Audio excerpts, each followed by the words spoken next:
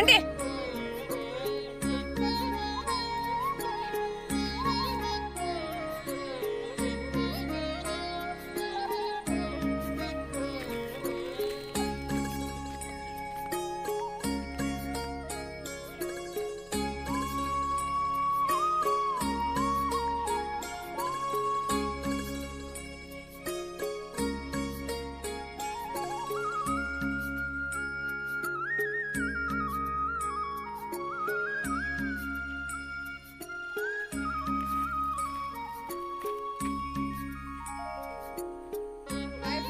Morning ಎಲ್ಲರಿಗೂ ನನ್ನ ಪ್ರೀತಿಯ ನಮಸ್ತೆ. ನಾನು ಅಶ್ವಿನಿ, ವೆಲ್ಕಮ್ ಟು AshwiniVlogs. ಇವತ್ತಿನ ವಿಡಿಯೋ ತುಂಬ ಇಂಟ್ರೆಸ್ಟಿಂಗ್ ಆಗಲಿಕ್ಕಿದೆ. ಸೊ ಕೊನೆ ತನಕ ನೋಡಿ.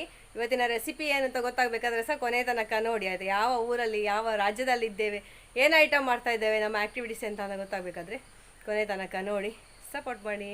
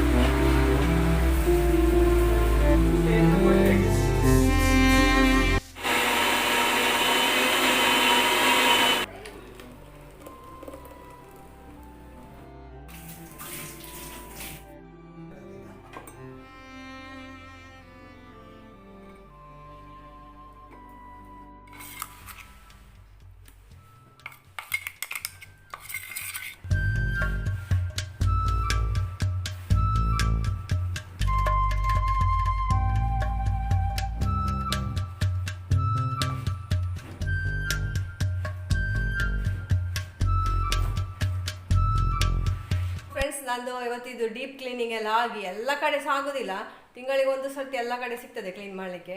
ಹಾಗೆ ನೋಡಿದ್ರಲ್ಲ, ಇದು ಈ ದೇವರ ಕೋಣೆದು ಮತ್ತು ಹೊರಗಿದ್ದು ಸಿಟೌಟ್ ಇದೆಲ್ಲ ಕಿಟಕಿ ಎಲ್ಲ ಕ್ಲೀನ್ ಮಾಡಿ, ಬಾಗಿಲೆಲ್ಲ ಕ್ಲೀನ್ ಮಾಡಿ ಎಲ್ಲ ಆಗಿ ಈಗ ಸ್ನಾನ ಎಲ್ಲ ಮಾಡಿ ಬಂದಿದ್ದೇನೆ. ಇನ್ನು ನಾವು ಮಾಡೋದು ದುಸ್ಕ. ಬನ್ನಿ ಹೇಗೆ ಮಾಡೋದು ನೋಡುವ ದುಸ್ಕ. ಅದಕ್ಕೊಂದು ಸೈಡ್ ಡಿಶ್ ಕೂಡ ಆಗಬೇಕು, ಪೊಟ್ಯಾಟೋದು. ಅದು ಮತ್ತೆ ಮಾಡುವ. ಫಸ್ಟಿಗೆ ನಾವು ದುಸ್ಕ ಮಾಡುವ. ಅದು ಆ್ಯಕ್ಚುಲಿ ಏನು ಗೊತ್ತುಂಟ, 2 ಗಂಟೆ ಫರ್ಮೆಂಟೇಷನ್ ಆಗಬೇಕು. ಎಷ್ಟು ಜಾಸ್ತಿ ಹೊತ್ತು ನಾವು ಫರ್ಮೆಂಟೇಷನ್ಗೆ ಇಡ್ತೇವೆ ಅಷ್ಟು ಒಳ್ಳೆಯದು, ಅಷ್ಟು ಚೆಂದ ಬರ್ತದೆ ಅಂತಂದರೆ ಟೆಕ್ಸ್ಚರ್.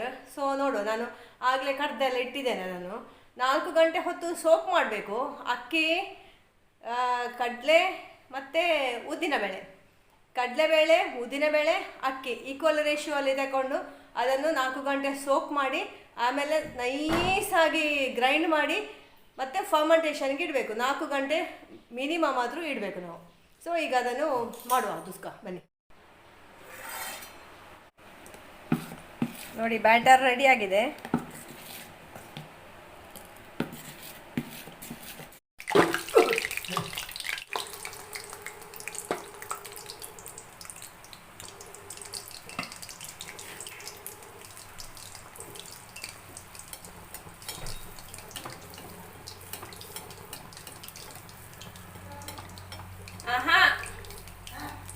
ಆಜಿ ಹೇಳ್ತೀರಿ ಕೊಂಡ ಇಡ್ನ ಮಾತ್ರ ತಿಂಡೆ.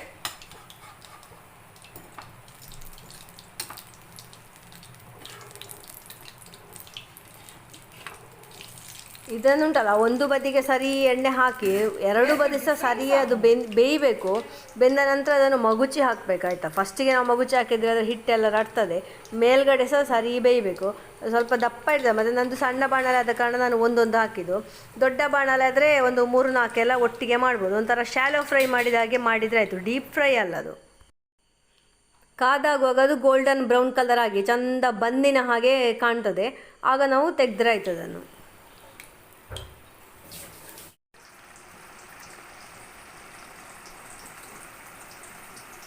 ಇದು ದುಸ್ಕಕ್ಕೆ ಪೊಟ್ಯಾಟೊ ಟೊಮೆಟೊದು ಸೈಡ್ ಡಿಶ್.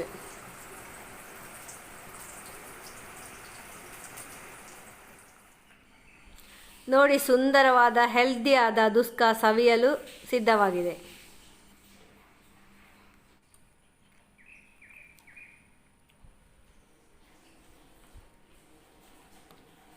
ಇವನ ಎಕ್ಸ್ಪ್ರೆಷನ್ ಹೇಗೆ ಉಂಟು ನೋಡುವ. ಎಂತದ ಇದು? ಹೆಲ್ದಿ, ಪ್ರೋಟೀನ್, ಕಾರ್ಬೋಹೈಡ್ರೇಟ್, ಫ್ಯಾಟ್ ಎಲ್ಲ ಉಂಟು ಇದರಲ್ಲಿ. ಹೈ ಪ್ರೋಟೀನ್ ಇರೋದು.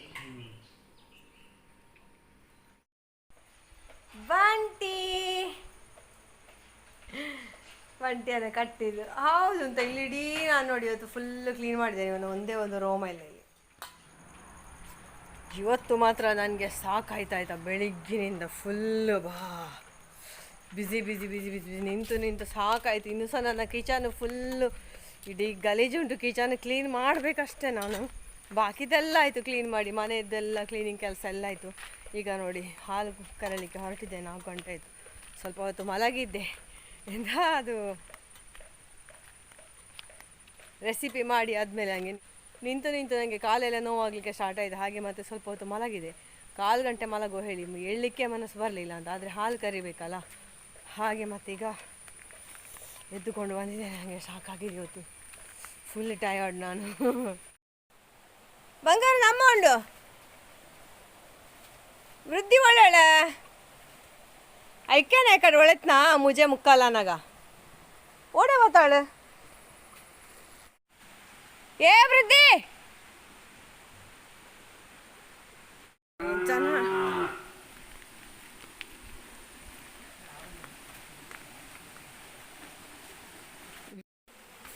ಎಂತ ಗೊತ್ತುಂಟಾ, ವೃದ್ಧಿ ಸಹ ಇಲ್ಲ, ಅವಳ ಮಗಳು ಸಹ ಇಲ್ಲ ಅಂತ ಭಾರಿ ಜೋರಿದ್ದಾರೆ ಇಬ್ಬರಿಗೆ ಸಹ. ಹಾಗೆ ಎಂತ ಒಂದು ತಿರುಗಾಡುವ ಹುಚ್ಚು ಅಂತ ದೇವರೇ.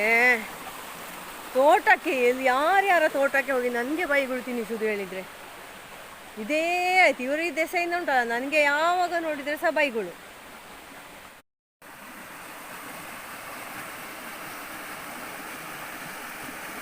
ಓ ಬಾ ಹೊಲಕ್ಕಿದೆಕ್ಕ ಹಾಂ ಚಾಯ್ ಆತ್ರಿ ಏನು ಮೂಳು ಬತ್ನಾತ.